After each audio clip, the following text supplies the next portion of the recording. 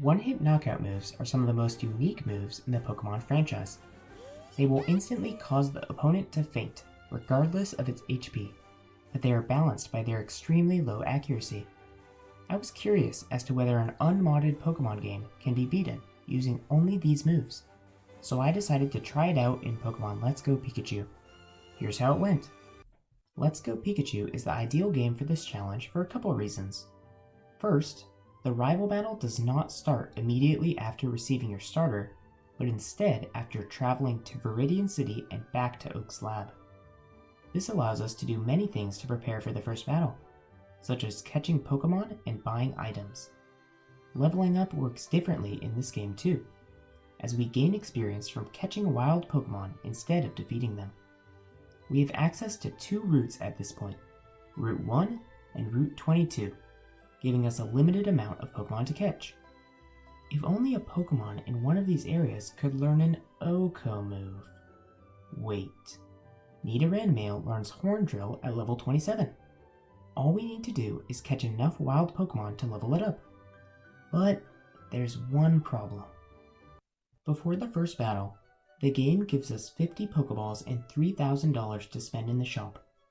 If we include the 5 Pokeballs in Route 22 and the 3 Premier Balls we can get by buying 30 Pokeballs at once, this puts us at 88 Pokeballs. Catching the same Pokemon in a row gives us extra experience, so if we caught 88 Nidoran in a row, the max amount of XP we could get was about 8,500.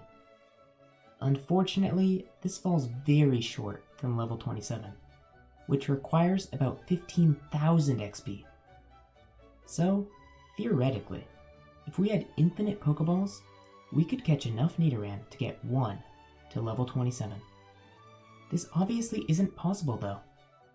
Or is it? There's one more thing that we can do before fighting our rival. Pick up hidden items. At this point, 4 items are available to us.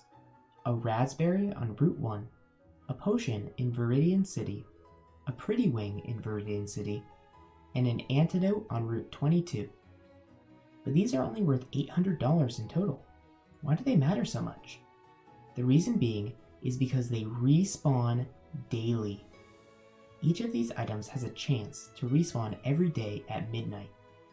This means that by farming and selling enough of them, we can buy enough Pokeballs to level up a Nidoran to level 27.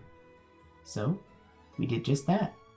It took 2.5 months, but I finally settled with this. After selling everything, we were left with 295 Pokeballs and 24 Premier Balls, way more than we needed. While this does seem like overkill, I knew I wouldn't be getting perfect throws for every catch, so I made sure to have extra Pokeballs. I caught my first Nidoran, then another, and another, etc., until we had 153 Nidoran. This took about 3 hours, but it was enough to level up a single Nidoran to level 27, where it learned Horn Drill.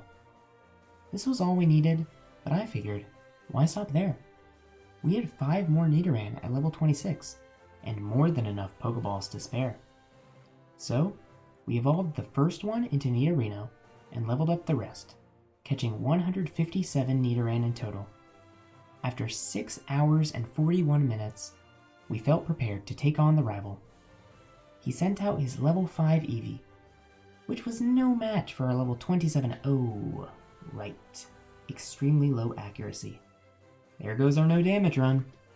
Anyway, the second Horn Drill hit, letting us finally start the challenge. To be honest, the start of the challenge was pretty easy. Not only did our level 27s easily tank hits from the opposing level 3s, but they also hit their moves with more precision. Basically, the way that OHKO moves work is that the greater the level gap between your Pokemon and the opponent's, the greater the move's accuracy will be.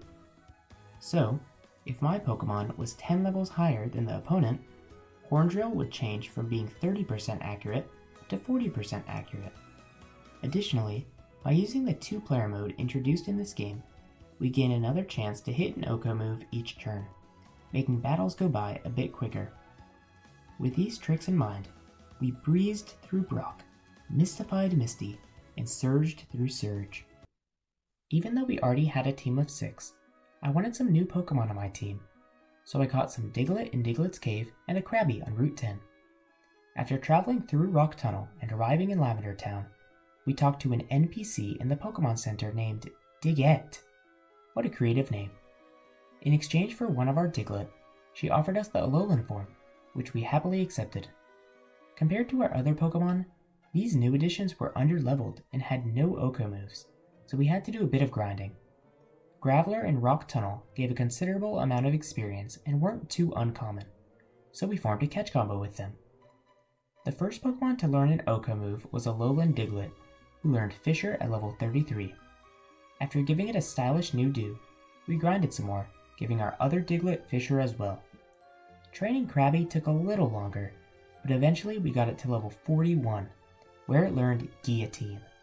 At long last, we had a full team of unique Pokemon. We met our rival again in Pokemon Tower and easily swept through his team with our new Pokemon. Next up was Celadon City, but before I went there, I decided to fight an optional trainer on Route 8, Gamer Rich.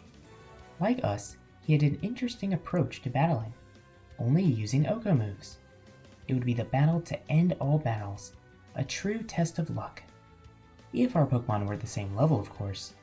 One-hit knockout moves only work if you are the same level as the opponent or higher. So, since Seeking was only a measly level 35, it couldn't even hit us. Granted, we struggled to hit it too, but eventually we won the battle. In Celadon City, we entered the 4th gym and battled Erica, who couldn't even manage to damage our Pokemon. We somehow figured out where the rocket hideout was and made our way through it. Jesse, James, and Archer were all pretty easy to defeat, and I expected Giovanni to be the same. Oh, how I was wrong. Giovanni's Persian was a nightmare, as it dodged 10 OHKO moves in a row. After depleting all of the PP on Dugtrio's Fissure and Nidoking's Horndrill, we finally were able to take it out with Guillotine. This wasn't the end of our suffering though, as Giovanni still had another Pokemon, Rhyhorn. This was even more dangerous than Persian, as it could do hefty damage to our poison types with Drill Run. We were running out of Pokemon that could attack, as Kingler, Dugtrio, and Nidoking all had 0 OHKO moves left, and our remaining Pokemon were dying to Drill Run. Considering our limited options, I was forced to reset the game and try this battle again. Unfortunately though, I didn't save before the battle. In fact, my last save was all the way back on Route 10. Anyway, we eventually made it back to Giovanni. Persian was still a nuisance, as it dodged 8 of our OHKO moves before finally going down to Fissure. We got luckier with Rhyhorn though, as we managed to hit it pretty quickly, letting us finally win the battle. Giovanni gave us the SelfCo, allowing us to travel up Pokemon Tower. There was a potential problem here though, Haunter. In the tower, we had to battle 2 channelers, each of which having a Haunter. This doesn't seem like a big deal, until you look at the Pokemon's immunities. Haunter is a ghost type, so normal type moves like Horndrill and Guillotine don't affect it. Additionally, Haunter's ability is Levitate, making ground type moves like Fissure miss. The ice type OHKO move Sheer Cold wasn't added to this game, so how do we get around this Pokemon? The answer is, just use Fissure anyway. Like in Pokemon Yellow, Pokemon in the Let's Go games don't have abilities, so these battles weren't actually too bad. Speaking of bad battles, the 5th gym fight was a doozy. Koga's Pokemon all had Protect, allowing him to waste the limited PP on our OHKO moves. While we knocked out Weezing without too much trouble, Muk stalled us for quite a bit, depleting all of both Nidoking and Dugtrio's power points. After this was Golbat, which wasn't too much of a threat, leaving Koga with just his Venomoth. Venomoth had Psychic to deal with Nidoran and Nidorino, so all we had to do was hit a move with either Kingler or Diglett. Ooh, right. OHKO moves don't work on a higher level opponent. So much from learning from Gamer Rich. Since Diglett and Kingler were unusable, we had to rely on our poison types to save the day. Spoiler alert, they didn't. I was forced to reset yet again. Luckily though, my last save point was at the gym's entrance, so I didn't lose much progress. I slightly revised my strategy for the following attempt, this time leading with our level 43s. While they couldn't affect Venomoth, they could easily deal with Koga's other Pokemon, allowing us to save our Dugtrio for the heavy lifting. And with that, the 5th gym badge was ours. SelfCo was mildly interesting, as it had a lot of different battle styles. First up was a team-up battle with our rival. His Pokemon didn't use OHKO moves, but since they weren't ours, this didn't break the rules of the challenge. We let his Pokemon do the work for us and went on our way. Next up was a double battle against Jesse and James. Honestly, this was even easier than the team-up battle, as we hit both Arbok and Weezing on the first try.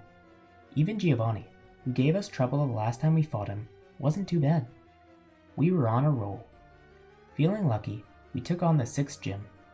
Sabrina's psychic types were really dangerous, especially her Alakazam, but for once we got decent RNG in a crucial battle and won with ease. The next 2 gyms were anything but easy. Blaine's Pokemon had lots of powerful fire-type attacks, namely Flamethrower, Fire Blast, and Flare Blitz. These dealt a lot of damage to our team, and eventually were too hot for us to handle. As a result, we had to do some grinding in the Pokemon Mansion to increase the team's bulk a bit more. With a few more levels on all of our Pokemon, we challenged Blaine again, and this time managed to defeat him. We then traveled back to Viridian City to defeat the 8th gym. This was far easier said than done, as most of the Pokemon here were ground types, countering most of my team. In fact, we almost wiped out on the trainers before the gym leader, barely making it out alive. This didn't bode well for the last fight with Giovanni, a character who'd already given us trouble in previous battles. We didn't lose a single Pokemon to his Dugtrio, but his Nidoqueen was an issue, knocking out every single one of our Pokemon with Earthquake. I didn't have a better strategy for this fight, as we can't do much other than just using our OHKO moves. So, I threw myself at it again. After getting lucky and hitting Dugtrio on the first try, Giovanni did something unexpected. Instead of immediately sending out his Nidoqueen like last time, he sent out Nidoking, which we easily took out. After that, he sent out Rhydon, which wasn't too bad either. This put us at a huge advantage against Giovanni, as we outnumbered his team 5-1. Granted, Nidoqueen still knocked out 2 of our Pokemon, and honestly might have beat us if it didn't use Super Fang here. But who cares, we won.